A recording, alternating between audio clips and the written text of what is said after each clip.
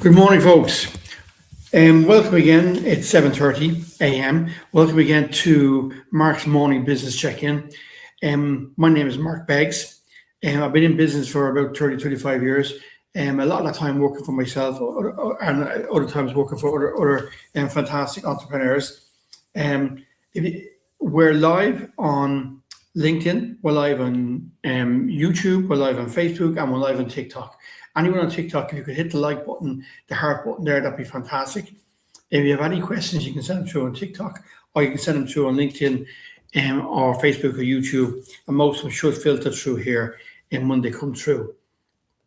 So, and if you're looking for any past shows, and we've been doing this since the 6th of January, and it's every weekday. So if you go onto YouTube, you see all the past shows there on YouTube, and the address is down there at Mind's Eye Education. Or if you look me up on Spotify, either under Mark Beggs or under Mark Talks 2, you see all the past shows are on Spotify. If you'd rather just listen to them when you're going out for a run, and we've covered things so far like cash flow, turnover, sales, mental health, all the type of things. We cover a whole ream of stuff. I suppose. This morning is because it's Thursday. Let's talk about something that a lot of people who are self-employed. Thursday is a busy day. Thursday is a day that probably will set the mood for the rest of your week, and being Friday, Saturday, Sunday, right? Because Thursday is a day that a lot of business people hope to collect money, hope to get money in. And if you're working for yourself and it's just you, it's probably a bit easier to manage your frustration and your anger if money isn't coming in as fast. Look, we all are trying to collect money, and we all are owed money, right? I owe money, right? I have 2 or 3 projects on the go at the moment. One is going much slower than I thought it would, and we've money to outlay, which is causing me stress. I have another project that is going well, which is fantastic, because as well as this, I also write, and I also run workshops for companies and training days, and act as mentor to different business people. So we all have days where things are not going great. And when you work for yourself and you only have yourself, you don't have to mask or hide how you feel. So if you're making loads of phone calls and you're getting the runaround and people ain't paying you and people ain't returning your calls, it's okay when you're on your own to go ballistic and show you're having a bad day to yourself and scream and shout and curse and all that type of stuff. The challenge is as your business gets bigger and you start to employ people, you can't do that. Because really, as a leader, you don't want everyone to know within the business what's going on, because it may affect their performance on the day. And I'll tell you a very true story. I told her last week, but I'm not sure what I finished it. To give an example, we had someone when we ran Indigo, and before we sold it to Aircom, we had someone who came to us on behalf of the staff. So they came to me on behalf of the staff. I was the owner, managing director, and they said, "Mark, we'd like to be involved more about what's happening in the business, because we don't like finding out at the last minute about marketing initiatives or sales initiatives. So can we be somehow a staff member as part of the management team?" I thought it was a great idea, because my own father was the first worker director elected in Ireland. That's when the law changed, and then unions and staff could vote a member of the staff onto the board of directors. So I thought it was a great idea. And I thought this person would bring an awful lot of expertise as well of the day-to-day. So even though we work in the business day-to-day, so they have a different type of experience, being mixing with the staff and having coffee and lunch and all that type of stuff. So they came to the first management meeting. And just so happened in the first management meeting, what we were discussing was we had a cash flow crisis, and we were trying to figure out how to pay the wages by Friday, and where the money was going to come from. And who owed us money, and how could we get that money in as quickly as possible? Could we offer a discount for someone to pay us quickly? Because in those days, the internet business couldn't go for bank loans because you were losing money. So you're always trying to bridge that gap of income versus outgoings. So So we discussed this all through the board meeting with the financial controller and the salespeople and all, and the sales director, discussing how we're going to solve this problem. And it wasn't a problem that was one off. Every couple of months we had this problem. So this wasn't new to most of us on the table. It was new to this member of staff.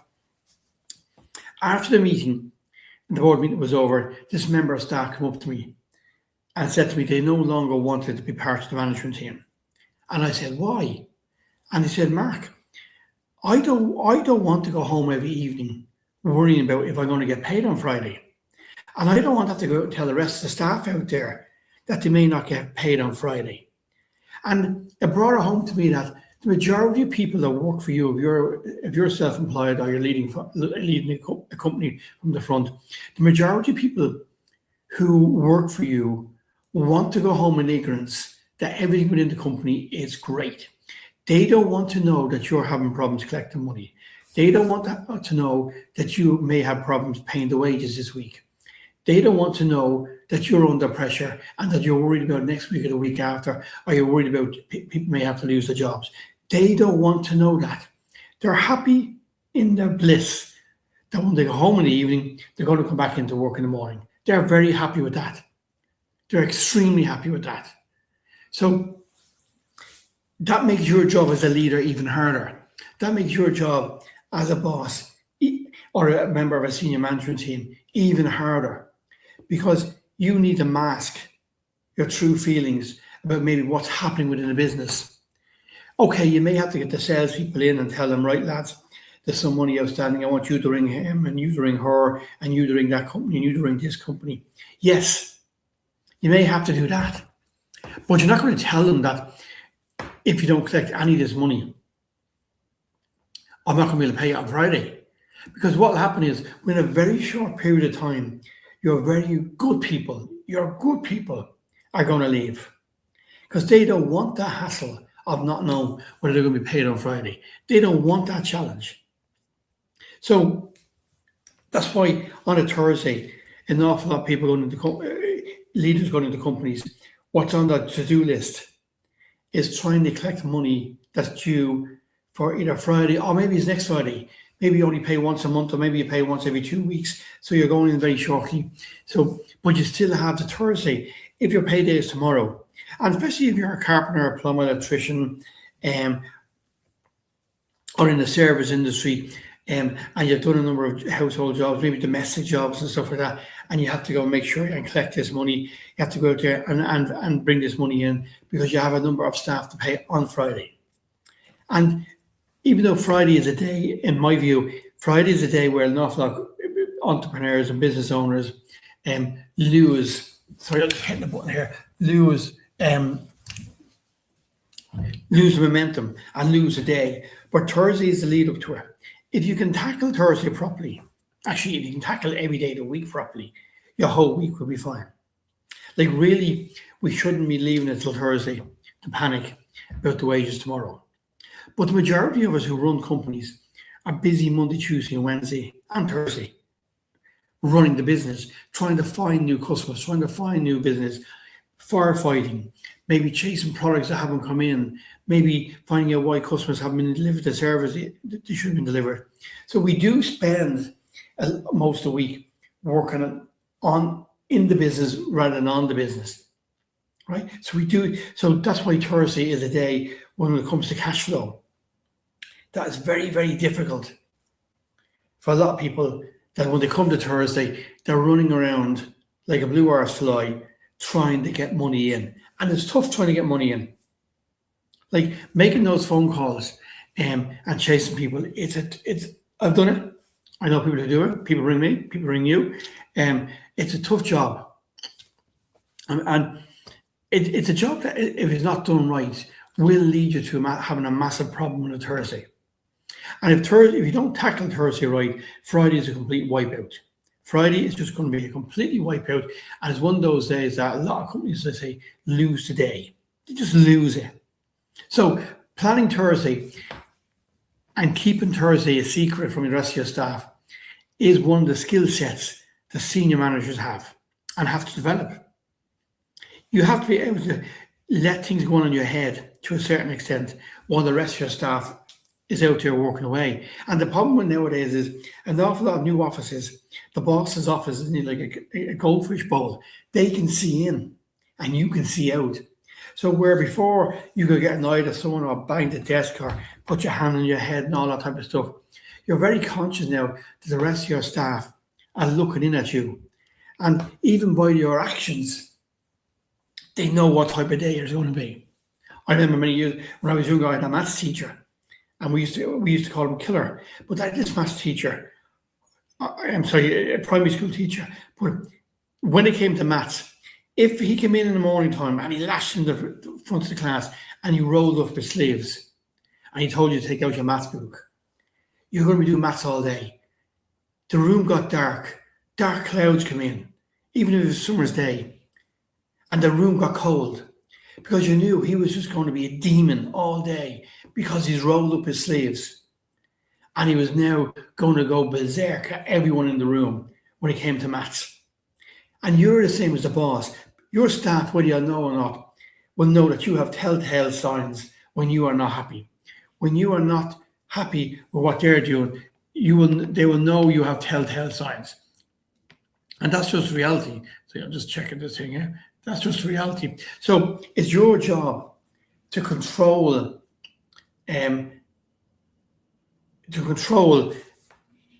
how people see you as a boss, especially when things are going bad.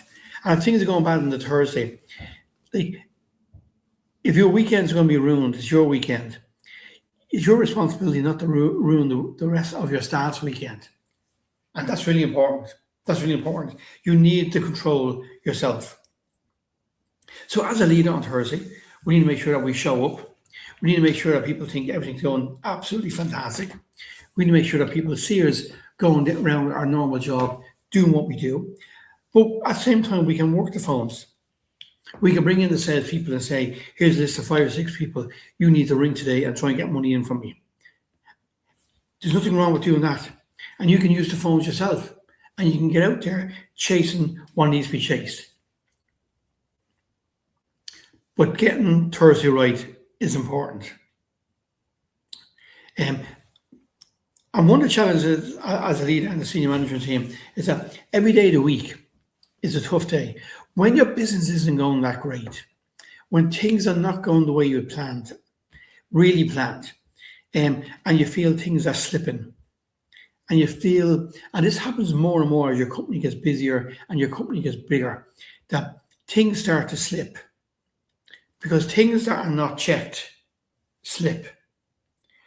And that's a fact. So as you get bigger, the issues of cash flows get bigger. And an awful lot of people who are running companies, and the companies where the cash flow is okay at the moment, they're making money, they're winning new business, things are going very well, they take their eye off the ball on one or two of the most important areas of the company. And they are cash flow.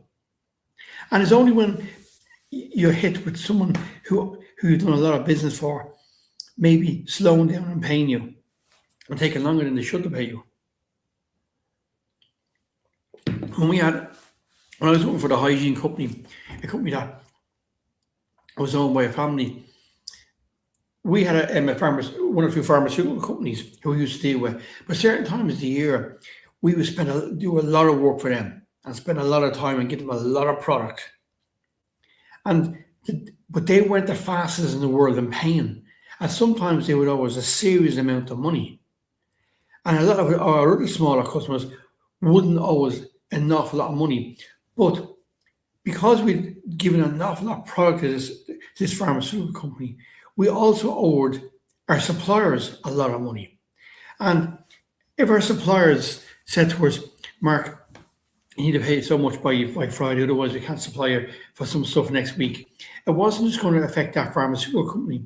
It was going to affect all our customers. Every single one of them. But in order to pay those suppliers, we needed that big lump of money in. And we could be tearing our hair out, chasing that big lump of money. And there's only one person on one phone call to chase that money. It wasn't like that amount of money, 20, 30, 40, 50, 60 grand sometimes, that we're chasing 2 or 3 people. It was one person. And it was a significant amount of our turnover and a significant amount of cash flow that we needed, not just to pay the staff, but to pay the suppliers in order to service our other customers who were smaller. And that's why sometimes a lot of people who work for themselves rather have customers who are smaller. They rather have the customer who spends €500 a month or £1,000 a month. They rather have a load of those customers because they know those customers will most times will always pay because you're not a big number. But if you have a few customers who are big numbers that owe you, then it's putting more pressure on yourself to collect that money. And with the pharmaceutical company I was talking about, because we only had one phone number and one email address and one person, if that person wasn't in today or was sick for 2 or 3 or 4 days, there was no point in us chasing anybody else. And we could be still waiting for that 30, 40, 50 or 60,000 pounds to come in. And we wouldn't know whether it was going to hit the bank. It used to hit the bank every Friday morning. We wouldn't know whether it was going to hit the bank till Friday morning. And if it didn't hit the bank, we knew we had to wait another whole week. And if that person was sick or was on holidays, no one else did their job. It was like pulling your hair out time, big time. And that's why an awful lot of entrepreneurs and service people like carpenters and plumbers, electricians, painters and all that, they don't do the commercial work. They don't do the new housing estates, doing all the painting or doing all the electrics or doing all the carpentry, because they don't want the hassle of chasing one person or one company for a whole load of money. They don't want to put all their eggs in one basket. They just don't. And there's a lot of sense in that. If that's not what your cup of tea, then don't do it. If that's not what you're about, don't do it. There are people out there who love taking on the commercial jobs, who are very good at managing the commercial jobs, managing the cash flow of that money coming in. They're very well, they're fantastic at doing that. But there's the people who will run a mile from doing a big job for someone. They don't want someone to owe them 2, 3, 4, 5, 6, 7, 8, or 9, or 10, or 15,000. They don't want that type of hassle because they know for them to do that job, they're going to have to spend a lot of money with suppliers to get the materials to do that job. So they don't want that. They'd rather do the €400 or €500 job because they know they only have to spend €100 or €200 maybe on materials, and that's more manageable for them, and there's more manageable for them getting paid. So it's up to you what type of sales approach you take. But from a cash flow point of view, no matter which type of business you're going to develop, you need to make sure that when it comes to Thursday, that you have managed it well. You need to make sure that your customers know and that you've educated your customers. And I say, yes, you need to educate your customers on when they need to pay you. I know everybody knows it's 30 days or 60 days, but if you have a customer who's constantly late and you feel they shouldn't be late and you feel they're not answering your phone calls and not returning your calls, maybe a trip down to meet them for a cup of coffee. And even you bring the coffee to break the ice. And maybe a simple explanation to them, telling them, we're a small company. We really count on you helping us and paying us once a week and once every 2 weeks and once every 3 weeks.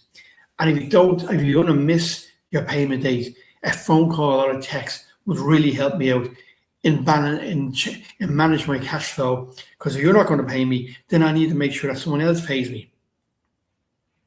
So you educating your customers to communicate with you helps you get a better Thursday, and helps you not be running around on a Thursday like a headless chicken, trying to get people to pay you. And that's so important. So as you start this Thursday, and if you are running around like a headless chicken, if today is one of the days that you dread going in and you know you're going to be working the phones and you're going to be stressed up to heavens, maybe it's a time for you to reflect and start managing the Thursdays differently by managing your customers and educating your customers better and how they should treat you. Because business isn't always about you giving your customers 100%. Yes, you give them 100%, but equally in return, you'd hope they give you 100%. and that they treat you the way you want, the way you treat them. It's a two-way street. Many people in business, and I see many young people starting companies and all that, believe they have to bow over and do exactly what the customer wants, and that they're not allowed to answer back. They're not allowed to say no to the customer. It has to be always yes, yes, yes, and they have to answer the phone at the when the customer rings. That's not a fact. That is not how business should work. Business is a two-way street, and that's important. And if you use it as a two-way street, it works for everyone. Okay, that's me finished on LinkedIn, YouTube, and Facebook. And thanks so much, folks. I've got a workshop this morning for a company doing crisis management. The crisis management workshops are fantastic because we throw a scenario in, and the management team has to try and figure out how to save the business or turn the business a different way. It's only a half-day crisis management workshop where it goes down really well. So I'm off to do that, and I appreciate you joining me. If you have any questions, markbeggs@gmail.com. So it's markbeggs@gmail.com.